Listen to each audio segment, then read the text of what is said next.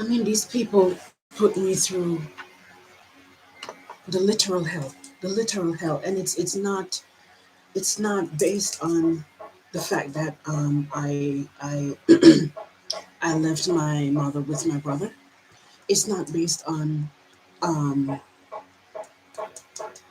it's not based on me saying that my brother is a psychopath.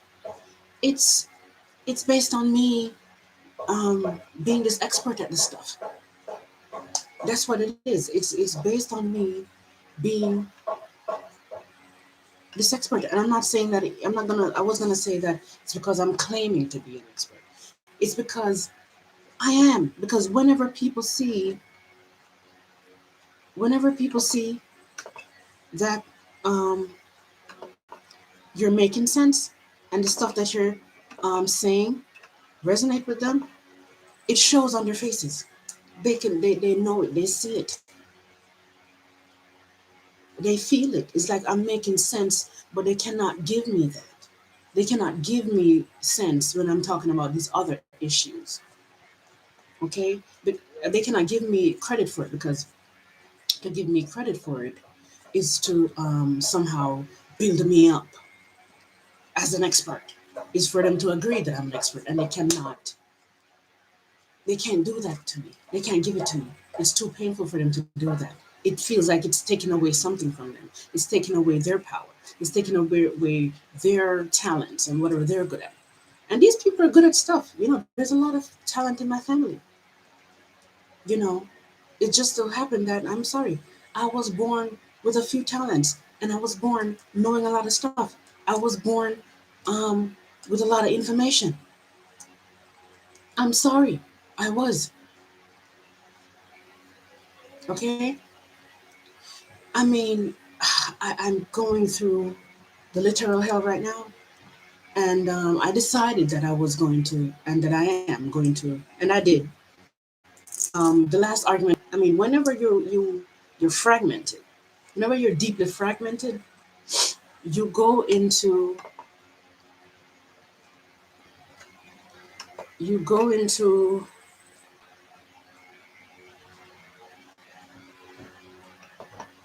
hold on.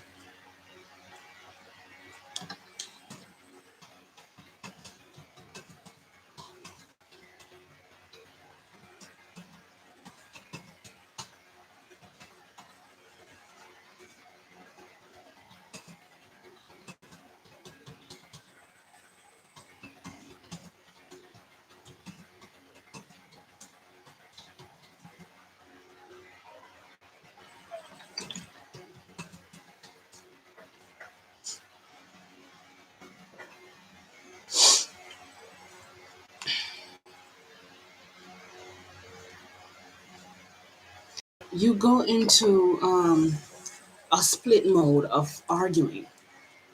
Especially in my situation, because I suffer from so much powerlessness and defensiveness and fear of going into my higher self in these arguments. Because if I go into my higher self, then all my fears are going to come up, with them seeing who I am, them seeing that I have.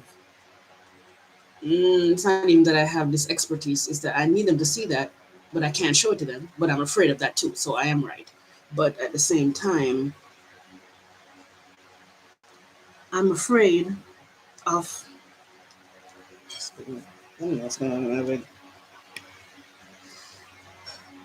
I'm afraid to, because I'm afraid of showing that side of myself to them. When there's a dispute or there's an argument, I can't speak from that space. I go into, I go in an argument like anybody else would. I have no patience. I get so defensive because and I wrote this post on my Instagram yesterday that, was it yesterday? I think it was yesterday.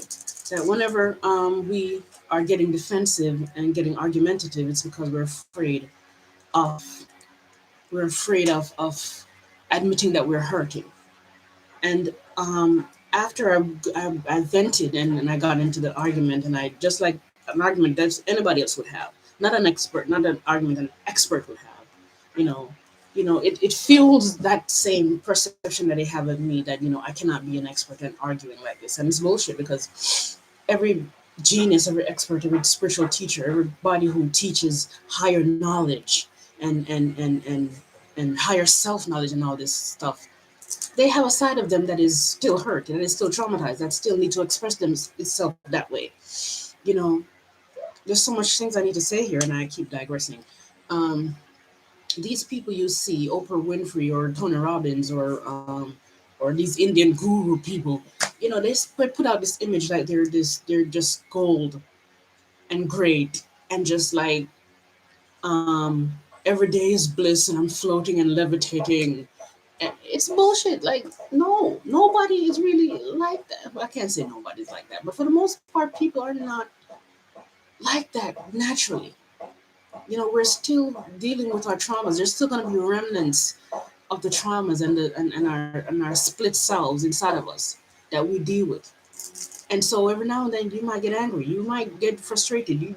These emotions, these feelings, these expressions are going to come up for you because you're still in that body. You're still in that state. You're still dealing with um, at least the remnants of the traumas. Okay, so I go into the state of let me see, for example, now whenever like I came here a month and a half ago, and I thought that, you know, because there were other people here cleaning the house, and my sister is very particular about how she does things. I thought, and also because I was still somewhat of a guest, that I'm just gonna not do much right now. I clean my room, and then when I sweep out from the room, the dust that goes to the back step, the step at the back, I sweep back and I sweep. But last week now, I asked her, "Is there is there a particular chore?" So now I'm here a month and a half now, and this is where I'm from. I'm no longer a guest. Is there a particular chore you want me to do? And she told me, okay, well, you could do stuff in the living room. Then in the argument, my brother's gonna say to me, "Oh, you don't do anything here," and I'm like, because he's like, "Oh, wait, because when you go to the sink, you wash your own plate and don't wash other people's plates." And I'm like, you know what? That's true. It is true. I do that, and I do that anywhere I go because I hate washing dishes. I hate washing people dishes. When I was growing up here, um, there was a time for years, every single night I was there washing dishes. And I'm not saying that I should not have been doing that because we all kind of did that. We all had a phase of doing that. But I hated it. It just triggered me every time I see dishes in the sink and knowing that I have to go wash them. So I developed this thing where I just wash my own plate when I go to the sink, and everybody just wash their own plate. But people don't do that. People pile the dishes in the sink and wait for one person to come wash it. So they have an issue with that. When I was living with my psychotic brother, he had an issue with that. My psychotic sister in Florida, she had an issue with that. So they're all gonna say the same thing, and it's true. I hate washing dishes, but still, my sister just sat there when he was saying that and didn't even mention at all that that I even asked, but what chore you want me to do. Um, she just didn't say anything. And prior to that, I started cleaning the living room. And then there was this aunt living here, my father's sister, um, who saw me cleaning the living room. My sister didn't see me doing it because she was in her room. And she was there and she didn't say anything.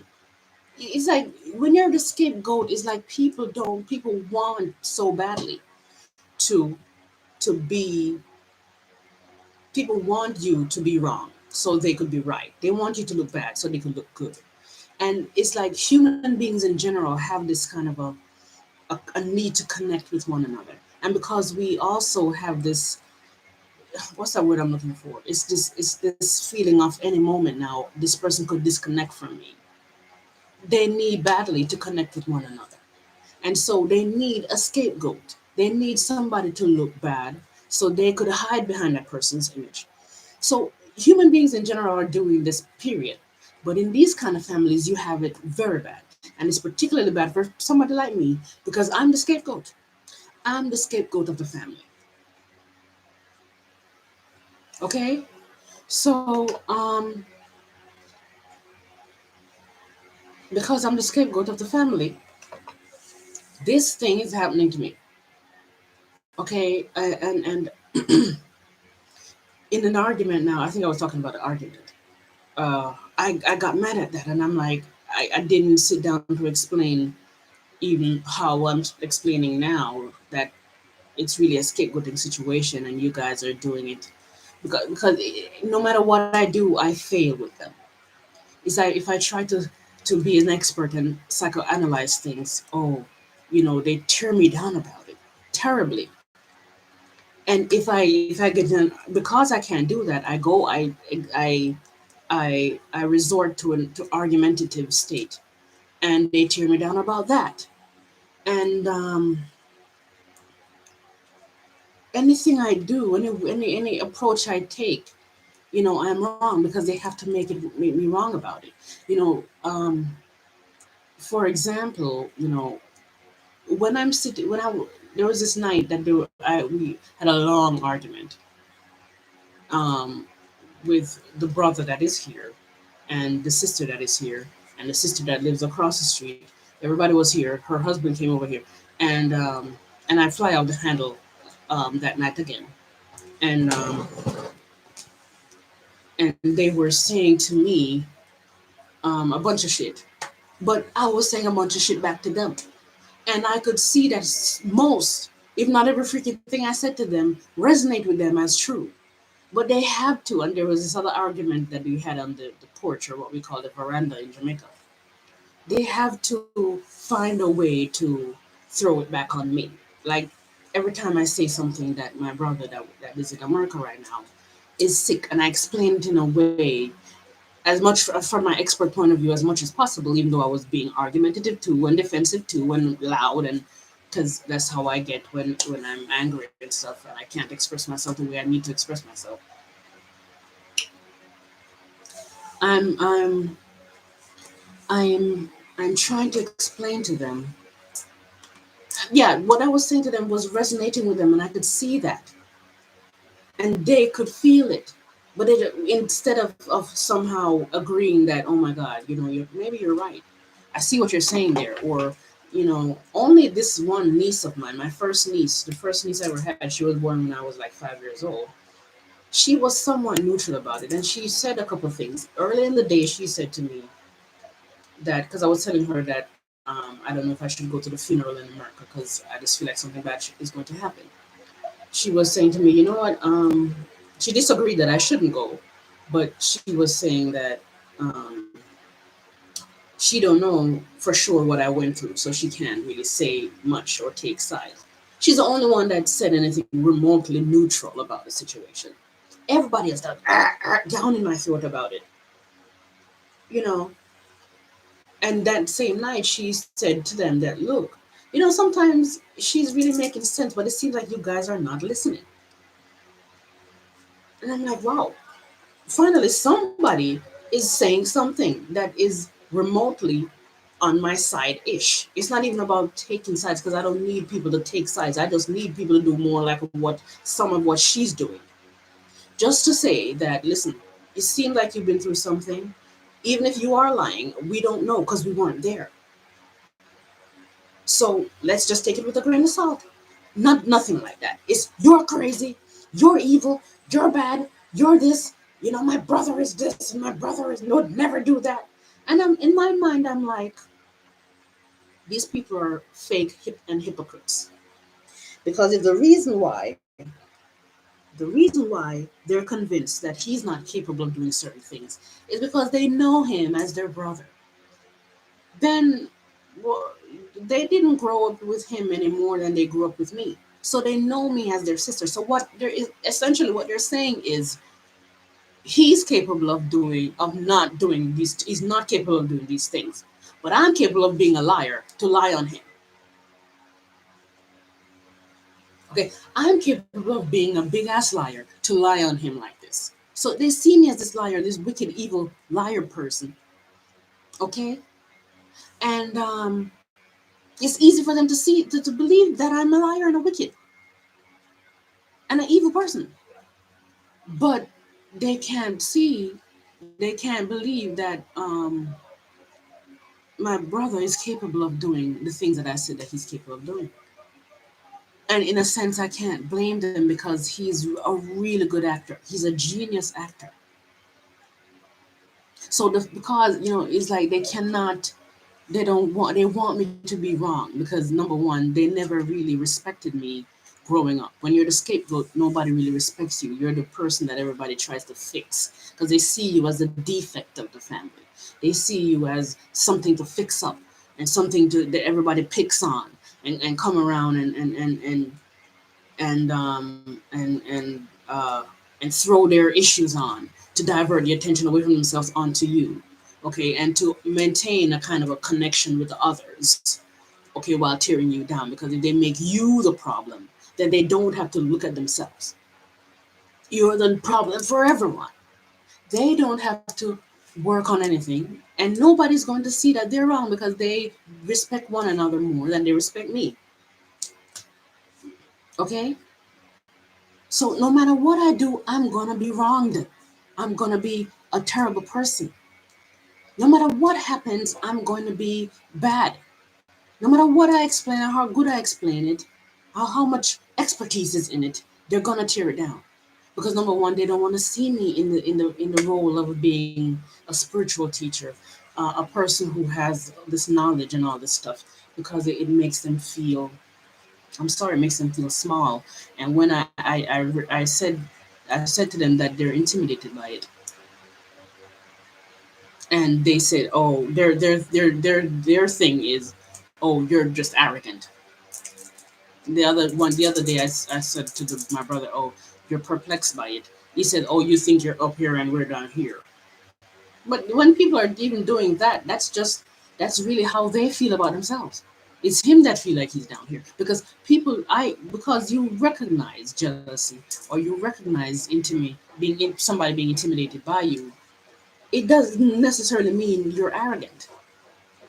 And I'm not saying that I can't say certain things or do certain things that might come across as arrogant, but it doesn't take any expertise, and it doesn't take any arrogance to recognize or call out somebody's jealousy and somebody's negative feelings towards you because they're doing bigger things. I don't want to say bigger, but big things, or bigger in their eyes. Okay.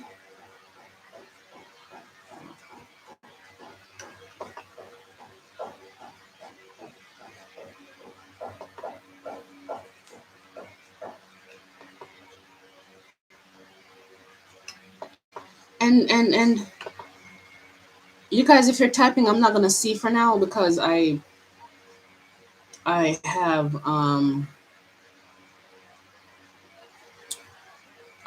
another window open that I'm looking at. Something is helping me to relax. So um, my background is not the best background, right? Uh,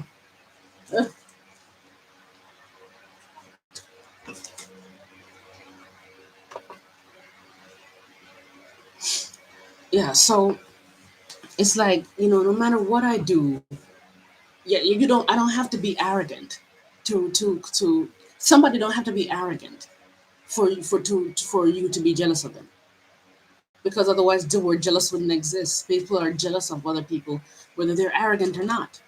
And I don't have to be an expert or be arrogant to recognize and call out your jealousy if I see it. Okay? Because the symptoms are just there. When people are saying certain things to you, when they're acting to you a certain way, and they're responding to you a certain way, that's where it's coming from. Because that's what it looks like. And they say if you quack like a duck, look like a duck, walk like a duck, it's a duck. Okay? Now these people here, they're putting me through a hell.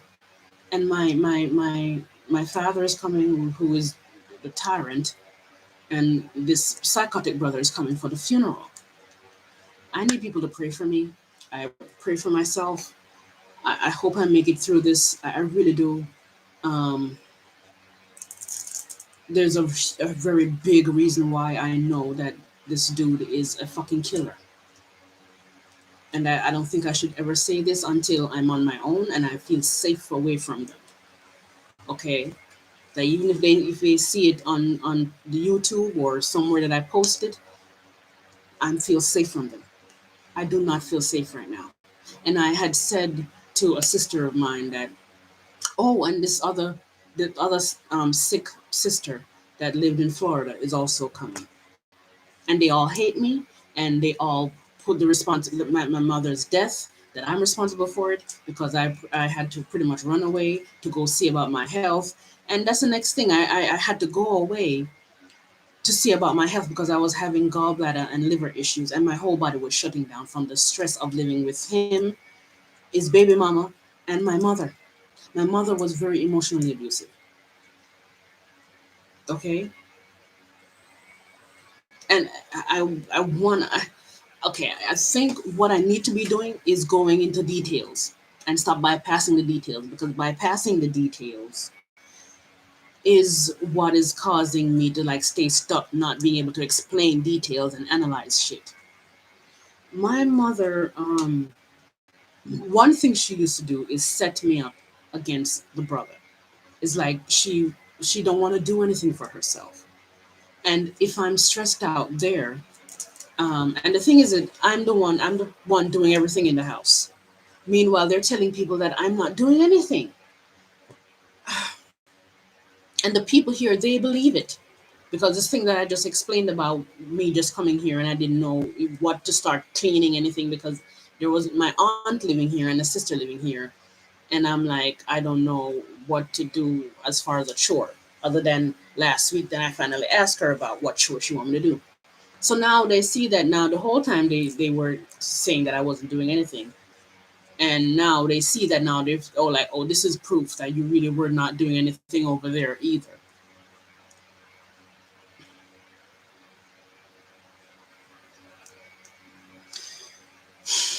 So yeah, so now I forgot what I was saying about that. Anyway, they're all coming down for the funeral. This brother of mine is a killer, and one day I'm going to explain why I say that. This other sister of mine, she wants to fight me. My father is a tyrant. He created most of the trauma, maybe half of the trauma for me, and why my brother, and the psychology as to why my brother is a fucking killer. My mother is mostly responsible, but he's my father was a tyrant, and my mother was this codependent woman who seemed really innocent, even though she wasn't really innocent. Um, and everybody's against me. Everybody is against me. I really do not feel safe, even though I'm feeling safer and safer as I work on my issues and as I heal myself.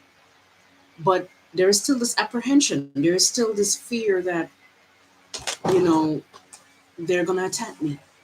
But what I'm going into now, I'm going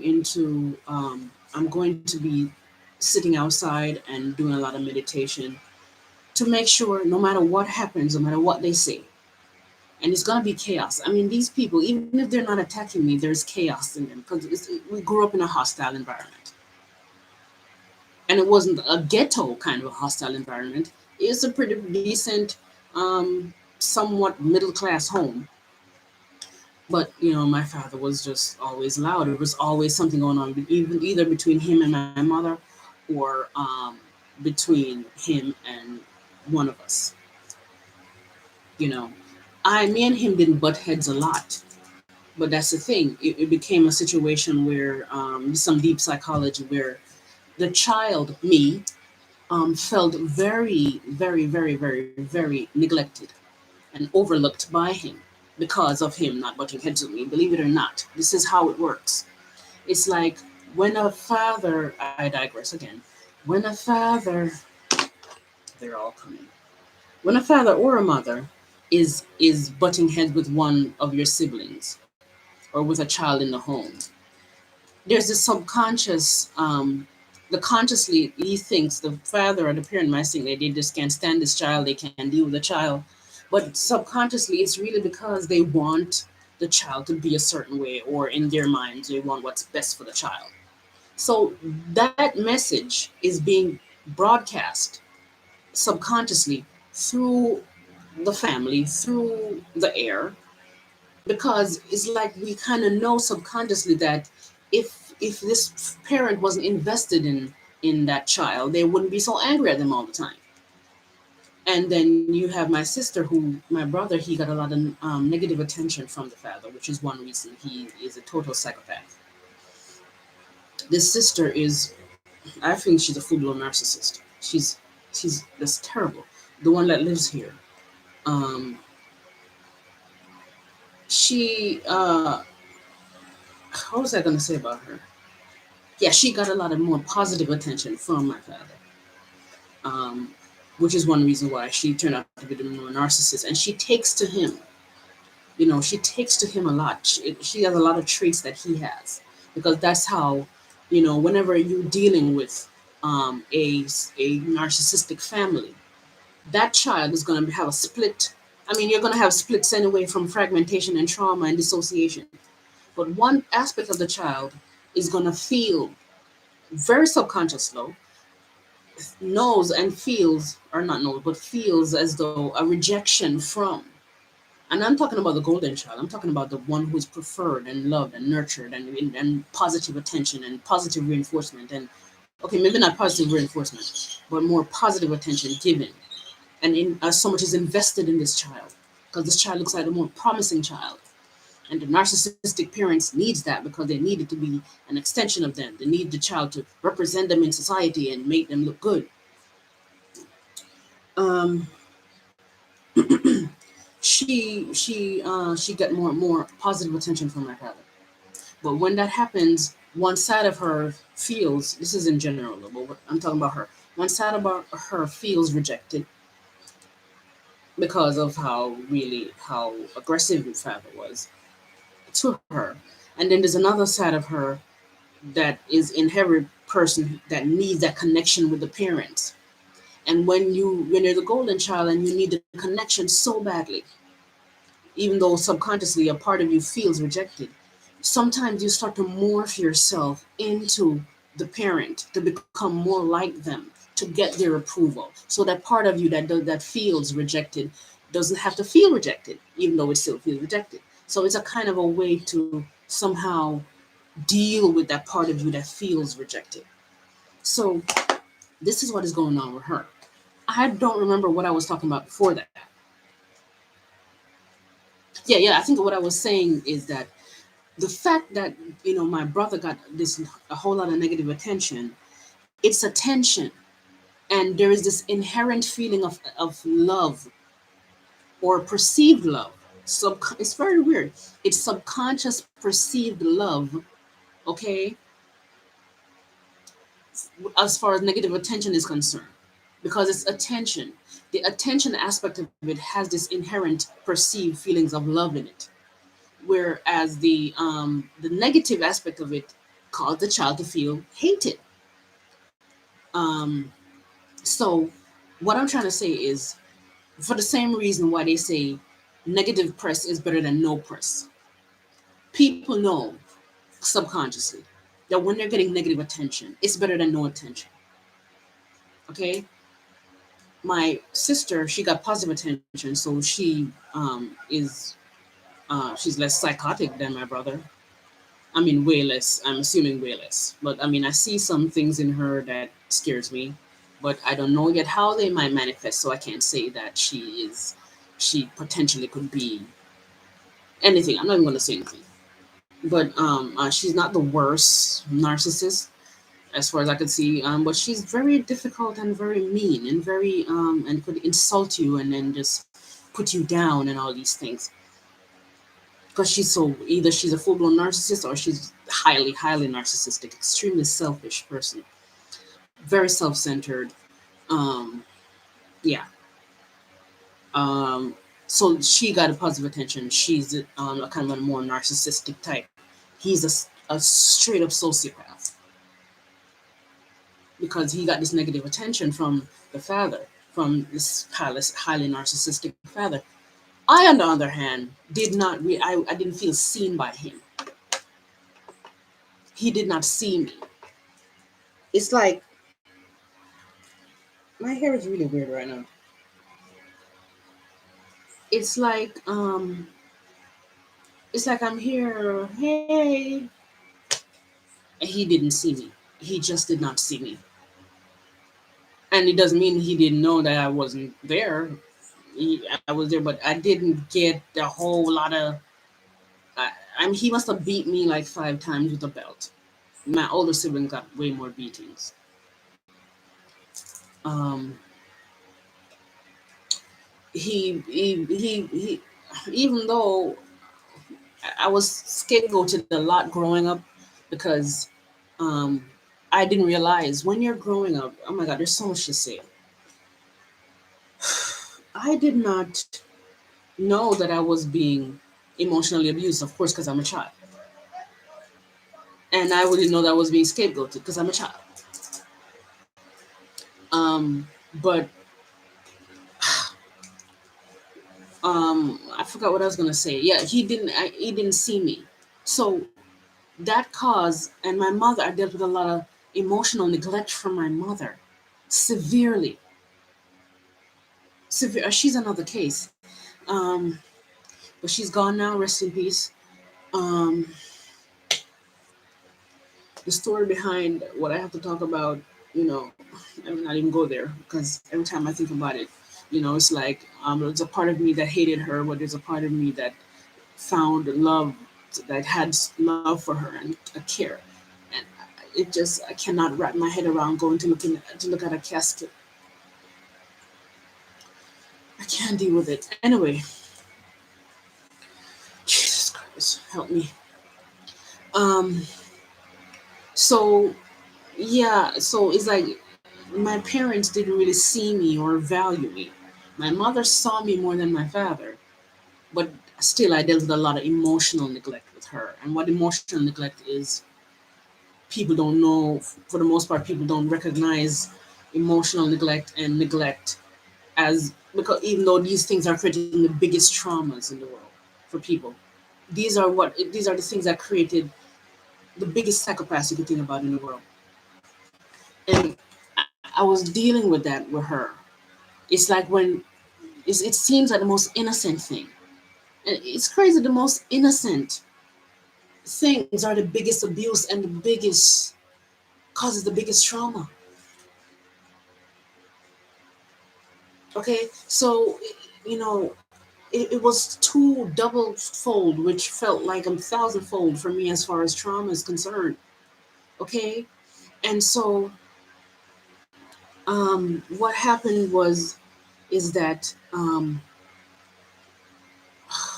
because he didn't see me, you know, my self esteem was lower than everybody else's. And the fact that I came into this life so super sensitive, so sensitive. I mean, so sensitive. So the smallest kind of a trauma would destroy me. So imagine I'm dealing with the worst kind of trauma, being this sensitive, right? But if you have highly sensitive people out there, if you don't know what a highly sensitive person is, just research it. It's language that is used in the spiritual new age community a lot, but it's related to intuition and people who came on this earth to do work. Um, a lot of us choose to be highly sensitive so we could receive information, so we could understand so much more than the average person. Um, just by being sensitive and being sensitive to information. If you have a sensitive energy system, it's so sensitive it penetrates you more. So I'm sensitive because you're highly sensitive. It's not just on a energetic kind of a spiritual way. It's also emotionally. It's also, if I could use mentally, because I think those are the same things. It's also physically. So on every level, I'm this sensitive person dealing with the worst kind of trauma. Okay, and it fucked me up. I was so fucked up growing up. I mean, I was so fucked up. I mean,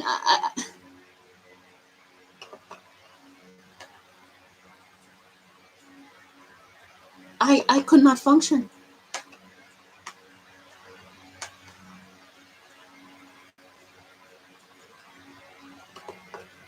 Hold on 1 second. 'Cause I'm trying to see if I'm getting a client. This guy said he's gonna pay the thing. What is this?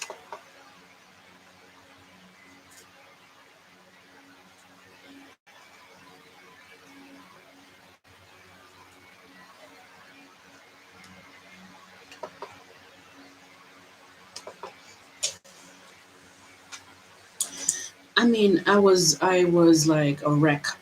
So many different personalities, so many different personalities that had to, you know, these personalities split up to cope with growing up, to cope with family life, to cope with when you step out, and because of the law of attraction, you're going to attract people who are just like your family members who are going to tear you apart. So I was miserable at home and I wasn't allowed much to go anywhere because my father was so strict. My mother was kind of strict too, but she was not as, she wasn't, she was way easier on a physical level to deal with, way easier than my father, physically and verbally. Even though emotionally she was destroying me, and she ultimately, I came to find out that she ultimately caused more trauma, way more trauma than my father. Um, so I was so fucked up growing up. I couldn't function. I couldn't. I couldn't.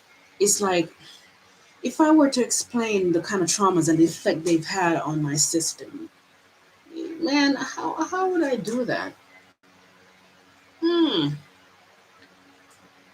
I would really have to get like a pen and paper. I had a marker board, whiteboard and marker when I was in the States, and don't have anything like that right now. Um, but what I could tell you is that every trauma you go through, you split up, and it's not just that you split. One aspect of you is you stay your center self. The one aspect becomes like the person that caused the trauma, and then you have this other person over here who is there to kind of, is there like an observer of the whole thing, right? Is there to observe the whole thing, and it plays a bunch of different roles. I'm not good at tapping into that right now. But I'm from healing myself, more knowledge is going to come to me, and if I make it out of here alive, based on what I set my intention to do, based on what I set my intention to do, um, given that it works, I want to be optimistic and say it will work, but I'm more optimistic than I've ever been in my life about this stuff. But the fear level, and for me to, basically what I need to do is I need to, I said I'm going to go outside of the house and talk with myself. It's almost like I'm talking here about random topics. I don't think I could talk about the family because I don't know that I will be safe doing so. Even though doing it now is a good way to vent, to get what I need to get out, so I could access the other stuff. It's like the way your energy field work and the way mine is working is this knowledge center capacity that has, this is purple and the other one is blue, that has a whole lot of knowledge. So in your energy field, in um, your mind field, energy field, whatever you want to call it, you have that information that you came into this world with. The intuitive information that you came, that is so valuable, that is so big. But if you have a lot of trauma right in the vicinity of your direct, the vicinity of your energy field, if you have a shitload of trauma that cause a lot of confusion, right? You're not going to be accessing the higher information. It's like it's going to be out here, and but what is right here is what you're going to be accessing, because the confusion is there, right? The confusion is right here closer to your energy field, closer to your body, closer to your mind. So what I'm doing right here in this moment is I can see that it's helping me to release so much, to release so much of what I have to say. Um,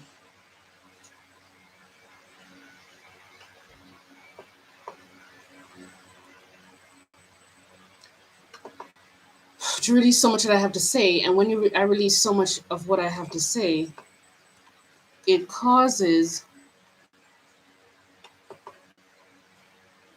it causes it causes me to it's going to cause me to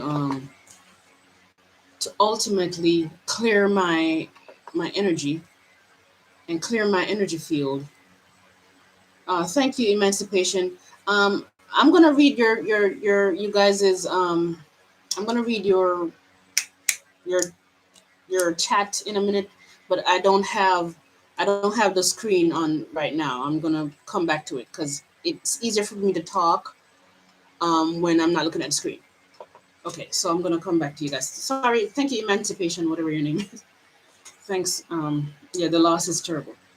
So the more I speak, the more I release, and so the clutter that is related to the direct trauma that is directly in my energy field gets to clear out. And so now it makes way for the higher information to come to me. So I'm looking forward to that. And like I was saying, I'm looking forward to going to the side of the house and speak. It's gonna be pretty hard to do so, speaking in this accent that because I had a problem with the accent because I'm not speaking a lot of Jamaican accent anymore. There are a problem with that. And I'm speaking this knowledge stuff. It's going to be very very very difficult, and I'm not claiming it being difficult. It's just that for the past 35 years I've been on this earth, it's been difficult. Um, and the family, people, all the people in my family that that made my caused my all my traumas and is making my life a living hell is coming for the funeral. Some of them wants to kill me, some of them wants to fight me, and I'm trying my best to stay in a calm state. If I'm by over there, if I'm at the side of the house talking to myself to release it, because what I need to do is to do that. So if they're passing by, they could hear me, and it will register to the universe as me putting it out there. So if I have to talk to them, I could talk to them from my higher self, because whenever I go around them, the dissociation, and because of the mental illnesses that I had to suffer and the traumas that causes dissociation for everybody in the world, and in this case very severely for me, cause me to, whenever I go around them, it goes away. I'm just sitting here thinking that, oh my God, I just thought of them being in my vicinity, and already I feel myself shutting down. And they do not, they will never be able to understand what I'm talking about. Because you know what? For them to first understand it, they would have to have time to hear it. They would have to want to hear it. But they don't want it from me because they don't want to see that. They don't want to see that maybe I'm making sense, because it means that they're going to have to give me credit as an expert, and they cannot afford to do that because it takes away for them. It takes away from them. It takes away power from them to do so. Jesus Christ. If they see this video, I'm gonna be in trouble. But I cannot spend my life running away from the trouble. I cannot spend my life trying to avoid conflict. I cannot spend my life doing that, because that caused me to stay stuck. You know, I have to face potential death probably soon. You know, it sounds dramatic saying that, but because of what I know and what I'm watching in certain people, I would have to say so. And let me just elaborate on that a little bit. The reason why people kill because of like certain things, like in this case, like if you're dealing with jealousy and people who see that you have a great potential, The reason why is that people people feel make you feel the way they're feeling. So if you grew up in a situation like I grew up in um, where I was never seen as smart and I never showed my higher self, and I like to explain it as the way I was perceived and the way I carried myself because of dissociation and the way I had to cope. It was like I was Pinky from Pinky and the Brain, and now I'm becoming Albert Einstein. That is the leap that I'm making. So let's just make people understand that is how they perceive me, to be Pinky. Well, the only thing they knew about me is that I knew how to draw. I was a good artist. But other than that, they don't really know me having being wise or having this knowledge, because the knowledge that I came in was so big. Then I at, even at that age, I knew that if I show this side of myself to them, I would be in deep trouble. Okay, so because of growing up in that situation where I was that person, um, is that they weren't really threatened by me because of how they perceive me. So now, what happens with human beings is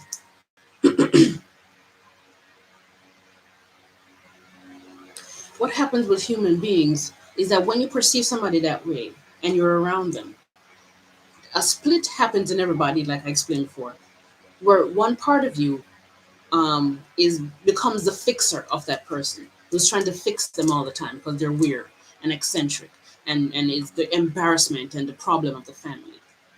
But there's another side of you that needs them to continue to be that way. Okay? And you could bet if you have this side over here, you have this side over here, because both those things kind of go together. Both those fragments, both those altars, if I could call it that, they go together. They're feeding one another. They're married to one another, brother and sister. They're twins. So there's this other side of you that don't want him to change. There's this side of you that claims you want him to change, but it's solely based on you saying you want them to change because that's what you should say, and because it makes you into the big responsible one that is fixing her. And if I'm fixing her, then I'm the fixer, and I'm the better one, and I'm this upstanding person that fixes people. But there's another side of you that does not want this person to be fixed, that doesn't want them to get better. Because if they get better, number one, you will not have anybody to fix. So you don't get to build yours, and your ego, your dark side, the part of you that feels inadequate, that is rooted in darkness, that this darkness cannot just dissipate. It doesn't go away. It needs what it needs. And let me tell you, it needs what it needs. It needs it. I cannot, I can't emphasize this enough. It needs it badly. That side of you needs that person to continue to be a so-called defect, to continue to be a to be to be messed up, to be the person you fix. They don't want you to be fixed. They just want to be able to fix you. Did you understand what I'm saying? Does that make sense? They just want to be able to fix you. They don't want you to become better. Because if you become better, they can't fix you to feel better about themselves. And if you become better, then you're better than them. And that's what I'm talking about over here. So what I'm trying to explain is the reason why it can become deadly is because when when you're dealing with this kind of situation where somebody who you used to see as less than you is passing you out, or so you perceive it, the part of you that needs them to not pass you out and not become better starts to feel replaced. It starts to feel like it's dying, like their self-perception of being this big fixing person is dying. So it's almost like you're taking from them now, and you're replacing them, and you're causing them to become inadequate and insignificant, and therefore they start to feel dead. They start to feel dead inside. This is what This is one of the big things that cause people to commit murder, because there is something that is also supported in mainstream psychology, as far as I heard, is that people make you feel the way they're feeling. It's almost like when people put you down, you put them down back in an argument. The same level and the same level of insult and the same nature of insult usually followed by one another with back and forth in argument with people. Because if somebody makes you um, angry, you do something to make them angry. If you make them frustrated, you do something that they make you frustrated, you do something to make them frustrated. Okay, if you put them down, they do it. It's like whatever you reach for, they're gonna go for the same level or higher because they have to win. You see, so this is one reason why people make you feel the way they're feeling. You understand? And so because of that, when when you start to pass them out, or so they're perceiving it, they start to feel dead. And what do people do? They make you feel the way you feel. They'll kill you. I'm not kidding. This is the energy, the psychology, the visceral kind of a energetic thing that feeds the mind, the subconscious mind. Why people kill sometimes, and maybe in a indirect way, subconscious way. Maybe that's this psychology is always a part of why people kill in some indirect way related to the situation. Whenever you feel a certain way, somebody make you feel a certain way, you're gonna even give them the same level treatment or higher, meaning higher meaning not better, higher meaning worse.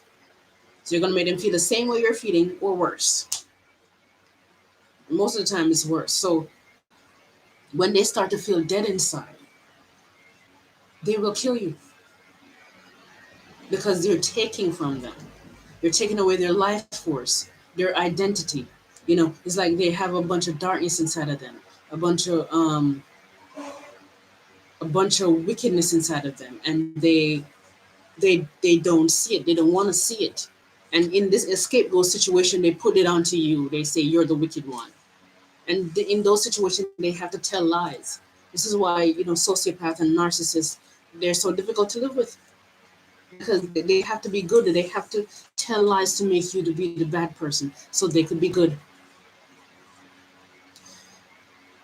I mean, the situation is just, it's really, I am not looking forward to this. And at the same time, I might wake up tomorrow morning feeling like I could look forward to it, because um,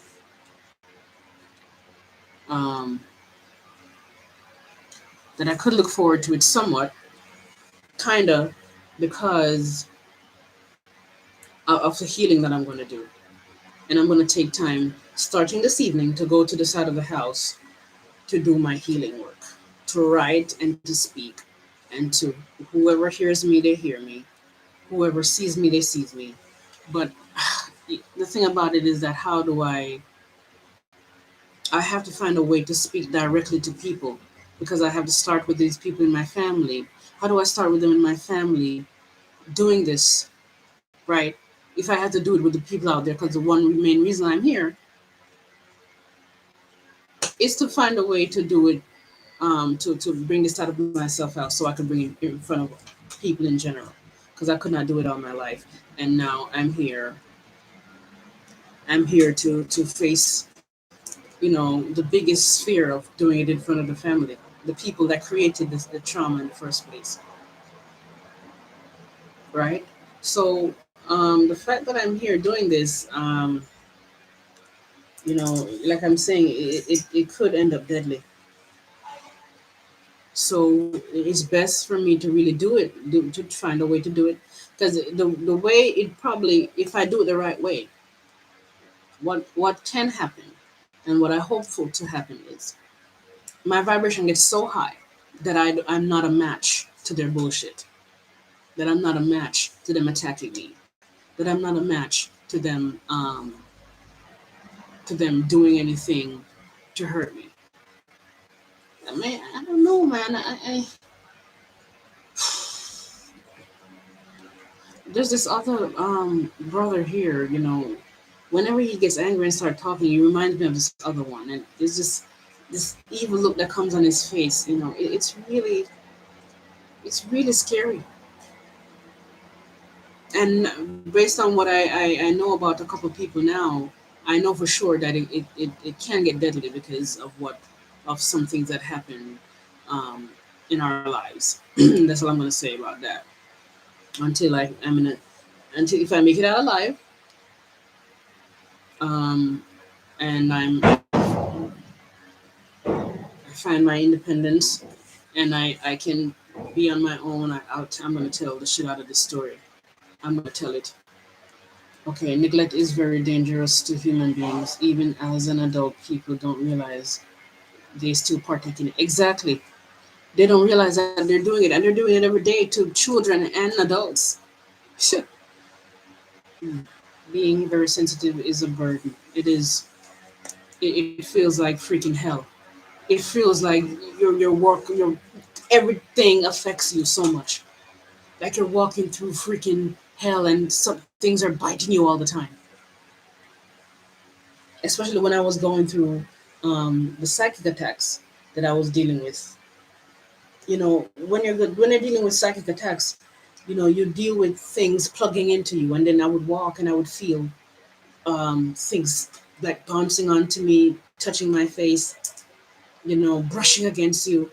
And years ago, I was dealing with this particular psychic attack where there were things biting me, and no matter what I did, they were biting me, and I thought it was my nerves, and I'm sure it extended to my nerves, but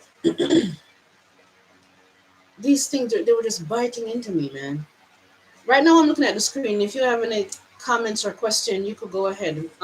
People who are watching, I'll let you know if I'm coming off of the screen again. So these things would just be biting into me because I'm so freaking sensitive. I need another freaking topic. Let me see. I have a topic book here because since I'm in a speaking mode, I don't want to like put up the give up the opportunity of speaking.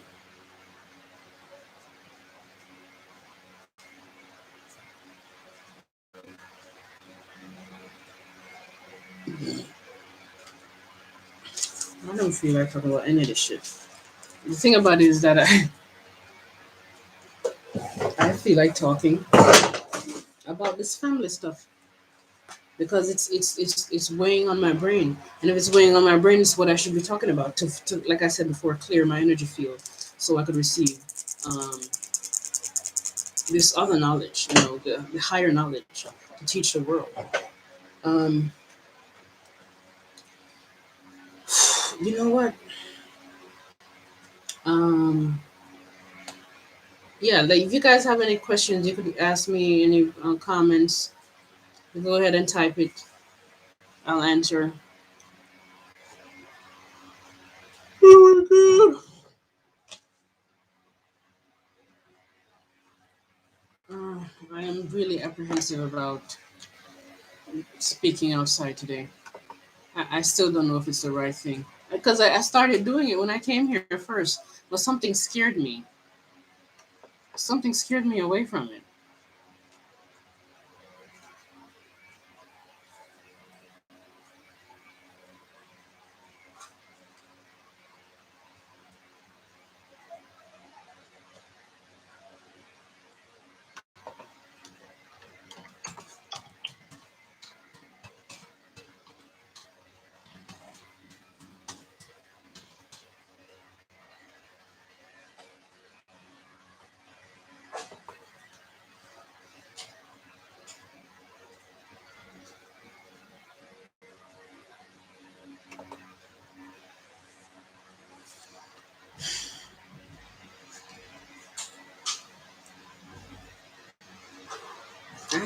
While I was talking, there were points coming to me that I could have digressed into, and now I can't remember them.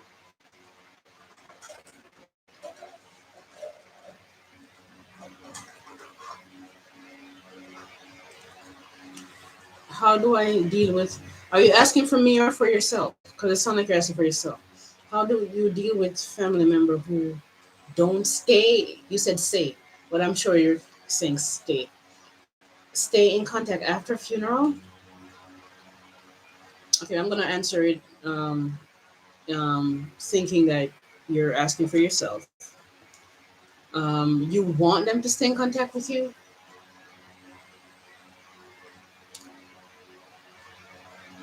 Oh, I think you could be asking for me. Oh boy. Okay, let's say if you're asking for me,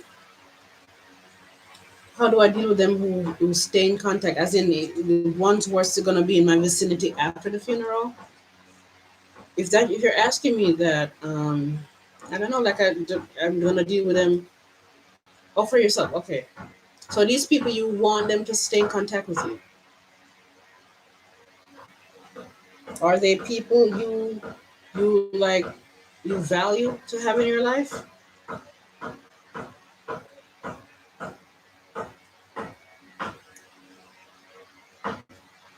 Do you value them a lot?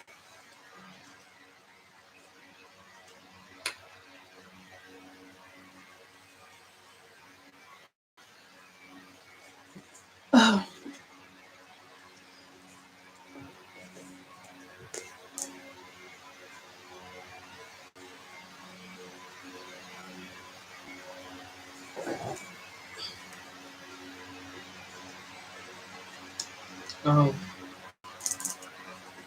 well, if they call you, if you call them and they didn't return your call and you want to contact them and they're, how long ago did you call them? Because if they're not contacting you, then maybe they're, because I'm assuming this is a situation where they're showing you a face that you think makes you believe that they want to be in contact with you and they love you or they care about you. Well, maybe that's not the case. They're just showing that face because that's what family does. They will not like you and they pretend they like you, because if they say they don't like you or they act like they don't like you, it makes them bad people and they don't want to be bad people. So they say the right things, even though that's not a reflection of what they're actually feeling. So, so hard. So,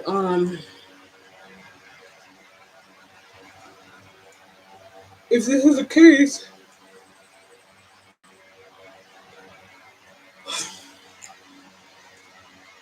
if this is the case, then you have to tap into yourself and ask a month. Oh no, if somehow their phone wasn't broken or something and they didn't contact you, then you would have to say that they don't want to contact you. If that's the case and you're hurting, you got to go into the hurt. You got to tap into your feelings of maybe rejection, abandonment. Whenever you feel that hurt, just watch the hurt, watch the feeling. Write about it, write about the sensation. There's a sensation that you feel in your body. Every emotion is a sensation. It eventually becomes a situation where you can't explain the sensation because it feels like it can be put into words. But as much as possible, write down what it feels like to you. Just start writing down what it feels like. If it feels like a big ball of gel, this is how I write down when I feel a kind of when I feel a fear, or there's something, I don't remember the emotion, but it feels like a big ball of gel. It feels like electrics running through my limbs. It feels like some of the electric is plugging into the ball of gel. You write down your emotions like this and watch the emotion, feel it, choose to feel it. Don't try to fight it, don't try to get rid of it. Just choose to embrace it. Because if that cousin is not calling you after a month, and the reason you're concerned about it is you're hurt. Admit that you're hurt. Admit that you feel a hurt. Don't say you don't feel hurt. When you admit you feel a hurt, you start your healing. That's how you start to heal. And then, you know, you just have to, you know, deal with your own self-respect and, deal with the healing part of it. Ask yourself why it bothers you so much. Keep asking yourself, whenever you get an answer as to why it bothers you so much, you question that answer. Why does that bother you so much? Why it's so bad that it bothers me so much? Why it's so bad that they don't call? just keep questioning every answer that you get after every successive answer. If successive is the word I'm looking for. And you'll start to feel better. And in this case, you write down, you journal and write down the positive aspects of them not calling you or them not responding. And or you write down, make a list as to why it's okay for them to not call you. So if you have the pen and paper and you write at the top, you write, why is it okay for my cousin to not call me, to not return my call? And you write, for example, number one can be, well, because I have other friends that love me. I have other family members that love me.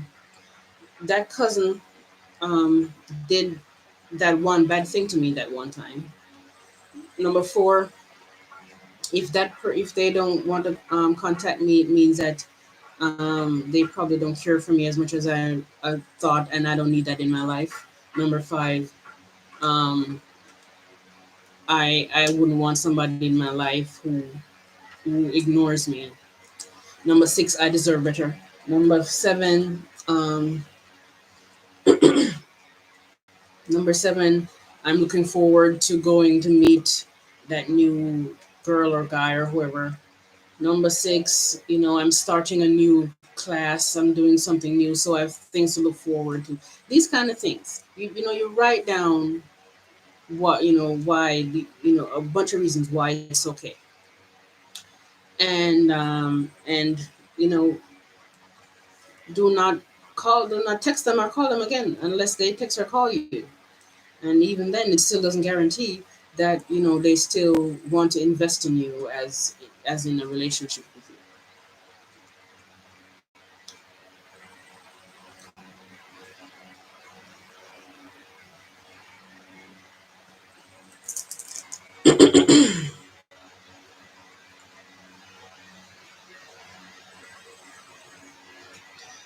I really hope to God, when the universe still send me signs that I should speak up. I hope they're not telling me to speak up about the family, because I don't feel safe doing that at all. I do not feel safe doing that.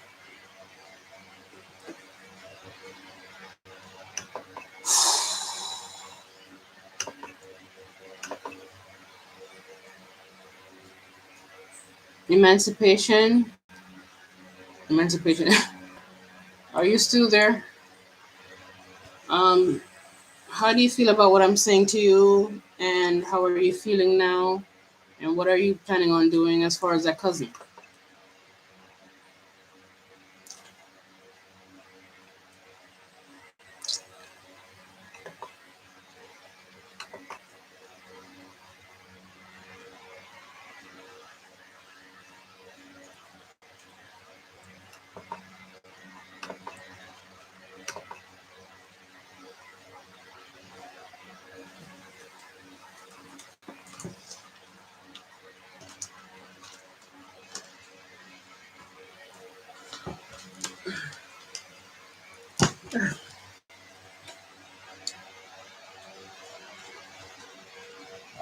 Yes, yes to what?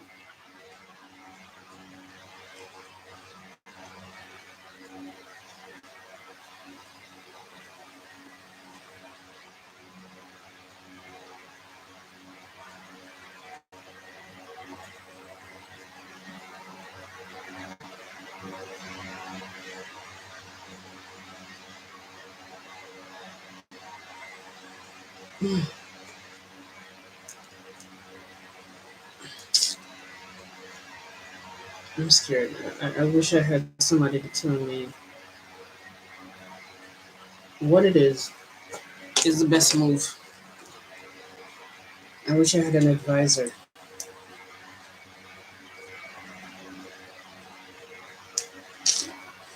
I still can't believe my mother is gone.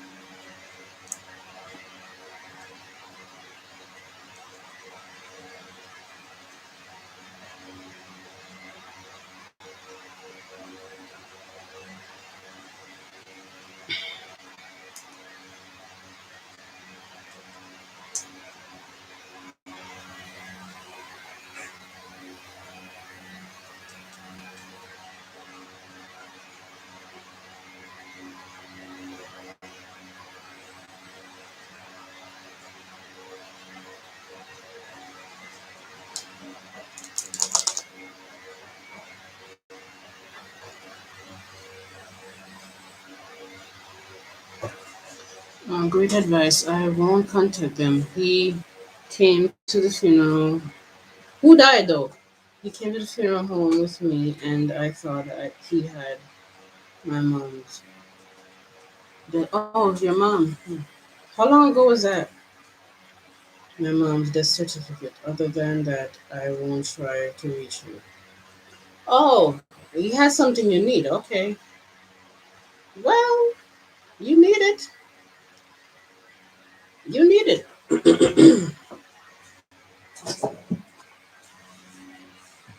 If you need that certificate, then is there somebody else you could call? Like, is there some other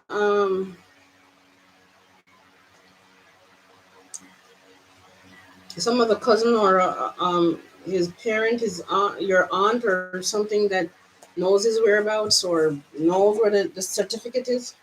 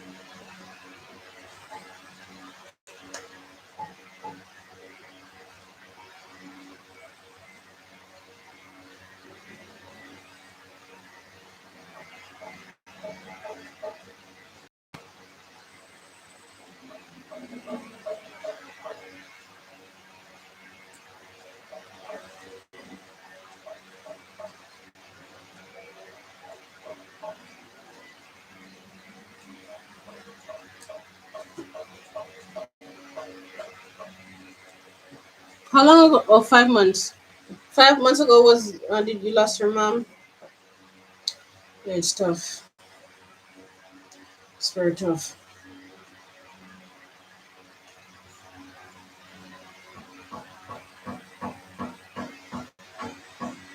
Oh well, if they can't contact him, then maybe he's just not contactable. Maybe he's just somebody who's just gone from the family.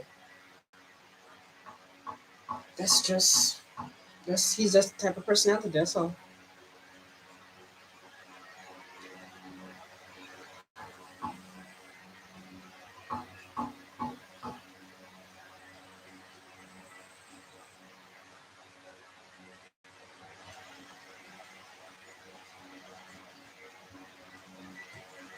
See, this is why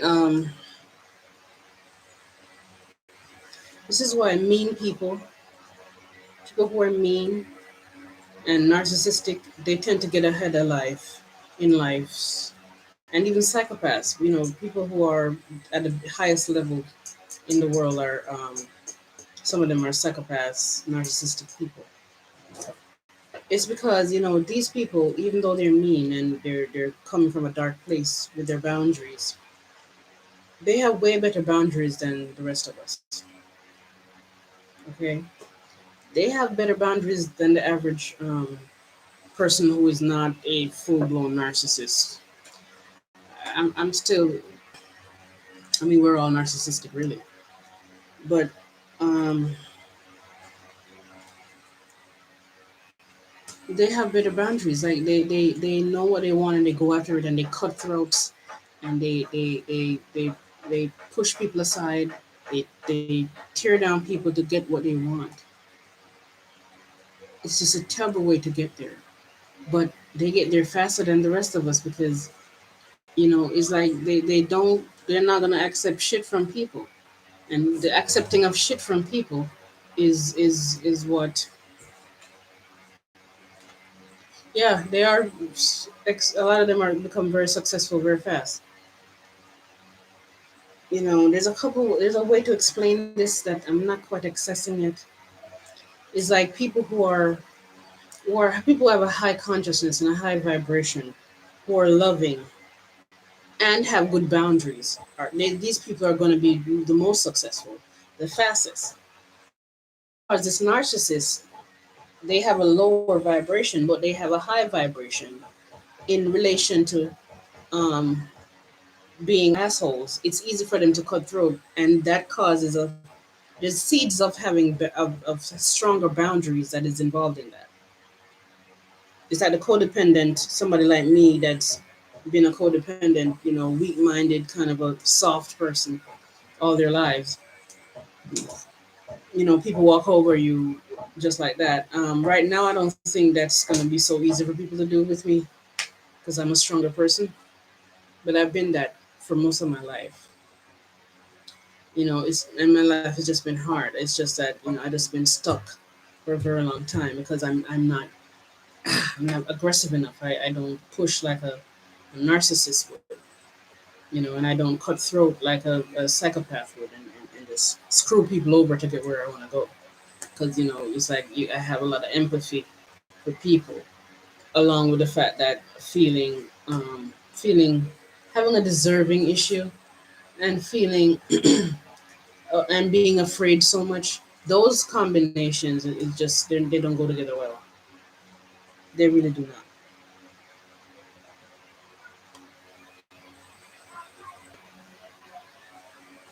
That was a random point. The next random point is that here I am with people that I thought I knew that I don't know, and I'm gonna have to be doing some unprecedented shit. Like one of my sisters said to me, "Oh, what you're doing is not normal. What you're doing is not normal. So I should expect people to you know, to be mean to me and say all kind of shit to me, because what I'm doing is not normal." And I understand why it wouldn't seen as normal because when you grow up in a home where it's a home like every other home, people come into this life and life is so real to them. This life is so real to them. They don't realize that there is another unreal world out there that involves people incarnating into this life with intentions. What is real to them is what they've been given. Is I'm being given religion, I've been given family structure ideas, I've been given a conditioning, I've been given socialization, I've been socialized to believe the things I believe, and all these things, and how complex people's personalities are. I'm convinced that this is what realness is, and this is life, and this is it. Somebody in my perspective that was born as multiply intuitive, I'm seeing so much more than the average person. So to them, what trying to do is not normal. Okay, but for me, it's very normal because I've been in this body all my life. I've been in this body all my life. And so, what is, life is the conditioning, the socialization is what is real life to them. And then they're just like a match to just this third dimensional, tangible perception of limitations. And and um and I'm in this bubble, this reality where I'm seeing things uh, differently.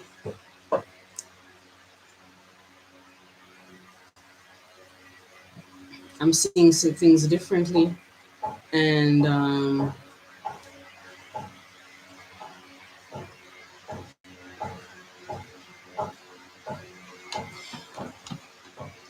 real life is a combination of their lives and mine. Okay,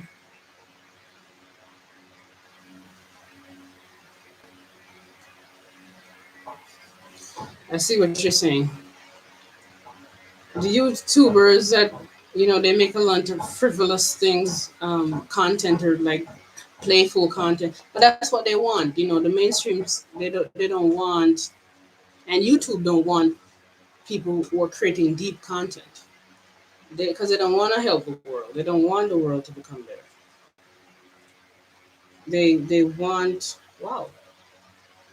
They want, human beings to stay stuck in this pandemic. They want people um to stay dumbed down, to not wake up. They want people to um they want people to yeah, and to not wake up. And so they have no interest in my content. And so, these other people, they you start making content about how to burst balloons with different objects, and the next day you're viral, the next week you have 100,000 subscribers, the next month you get it to 1 million, and in the next 2 months you're a millionaire. It sucks. It's not fair.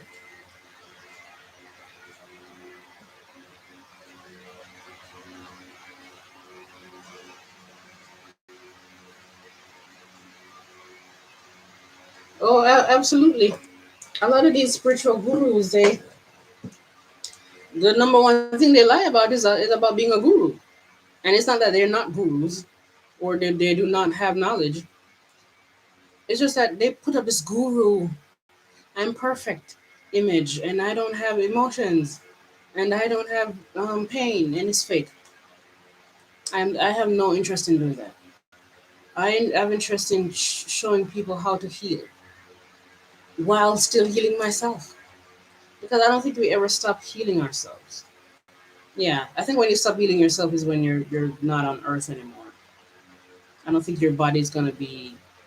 I think you're gonna be so high vibrationally that you have no need to stay here, and you could get to a place where you don't need to heal yourself anymore. But you never really stop healing. Every moment is a healing moment, because every moment is a learning moment. So you know what caused me pain just now, that caused that reaction. I just thought about talking to my family like this. These are the things I need to do to free myself, and the thought of doing it is stressing me out. It still feels impossible.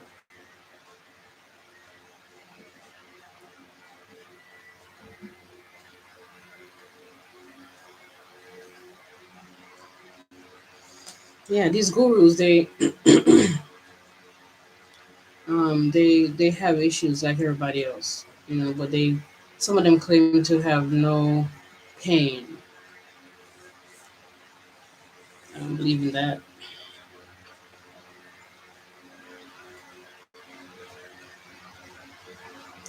People do like these things because people want to believe that, people want so badly to not have pain, that they will gravitate to people who claim to not have pain, so those people could show them. And then they get into it, and then they realize it's bullshit, because they spend years and years and years aspiring for the no pain zone, and it never comes. And then they're convinced that spirituality in general is bullshit, and then they're convinced that healing is bullshit, when really it was really them following a fake ass guru. uh what's that noise?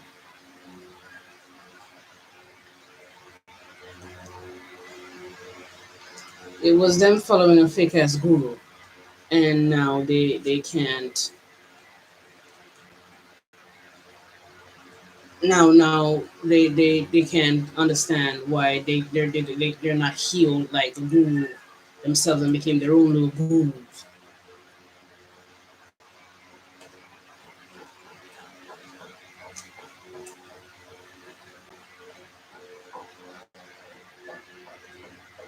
I want to know what people are watching. Are you watching on your phone or your computer?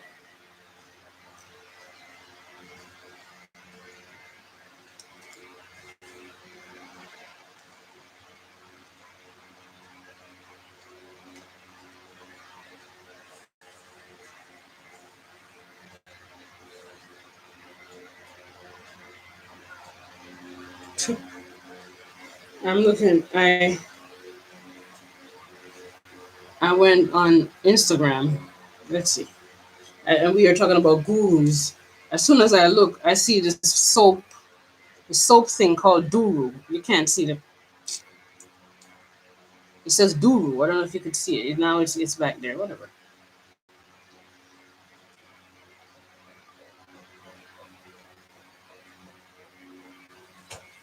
Duru. It's a soap. It's like a bar soap.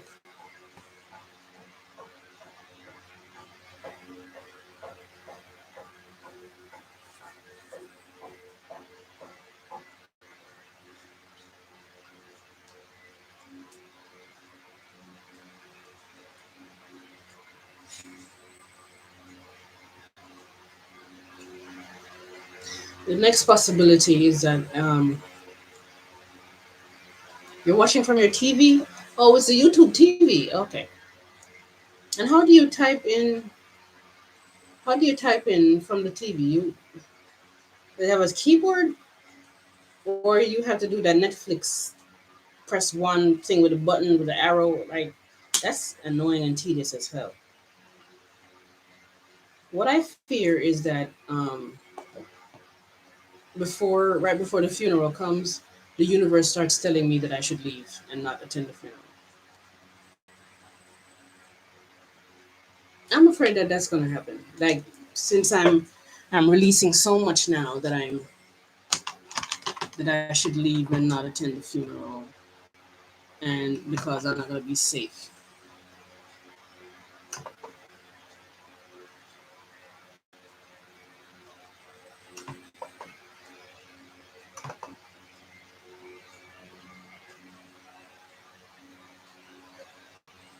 Hmm.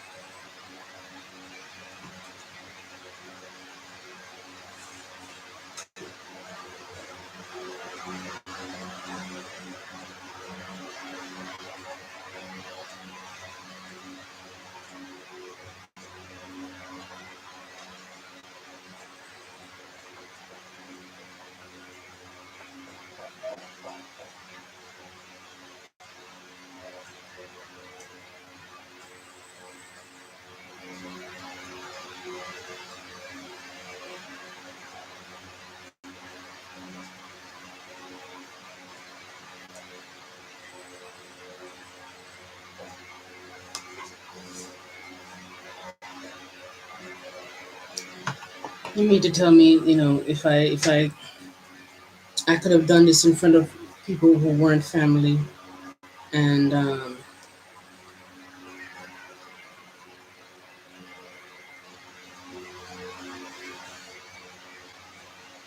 doing both TV and computer. But you can't type in with the keyboard to the TV. That's what I'm thinking. I, I may be wrong. I don't know because technology can do everything nowadays. So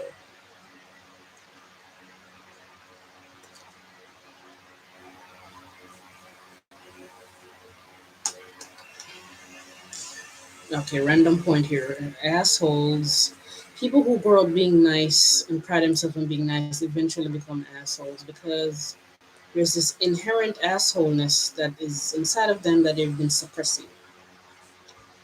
Why? Why is it there? Like the narcissism. What is it linked to? What aspects of the personality is it linked to?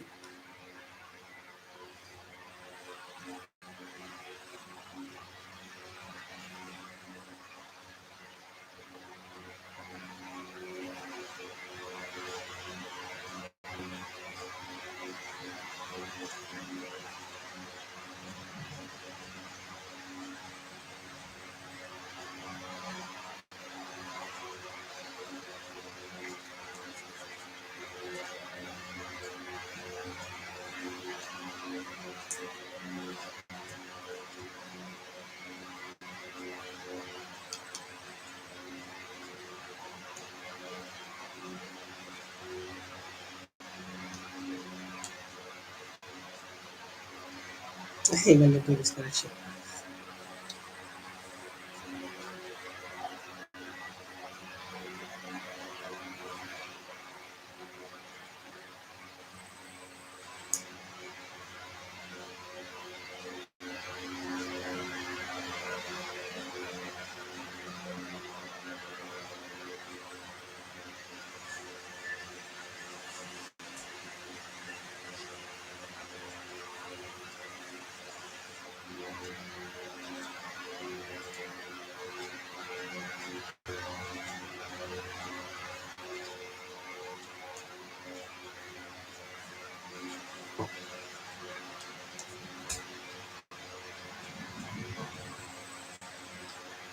Being a narcissist is not more comforting. I mean, you can't just become a narcissist like that. It's either you were bred in your childhood with traumas that cause you to develop certain or to not develop certain skills, really, that cause you to eventually become a narcissist. But the narcissist thing, they it's just overcompensation. They're aggressive because they're overcompensating for pain, for weakness. They're mean because they're afraid people are going to be mean to them first, so they're mean to you first.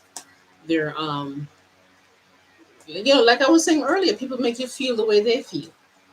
So when they're doing things to you, it's just because they feel that kind of way, and they don't want to feel that kind of way. So to get their power back, they put you down. Narcissists are miserable people. Sociopaths are even terribly more miserable people. Um, they hate themselves. They hate life. They can't deal with life. They can't cope. You know,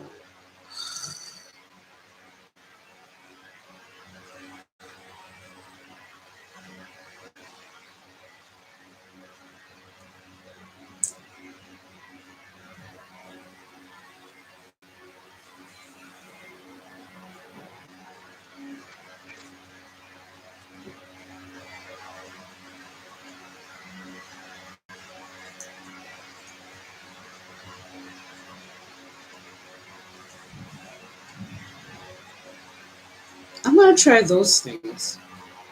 The half big thing.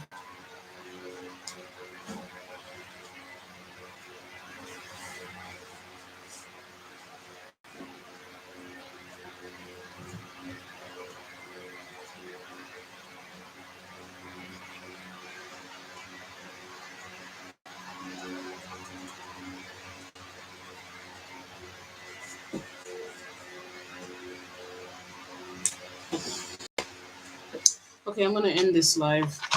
It looks like emancipation is gone. I'm gonna end it anyway. Bye, emancipation. Thanks for watching. Bye, everyone. I'm gonna do this up.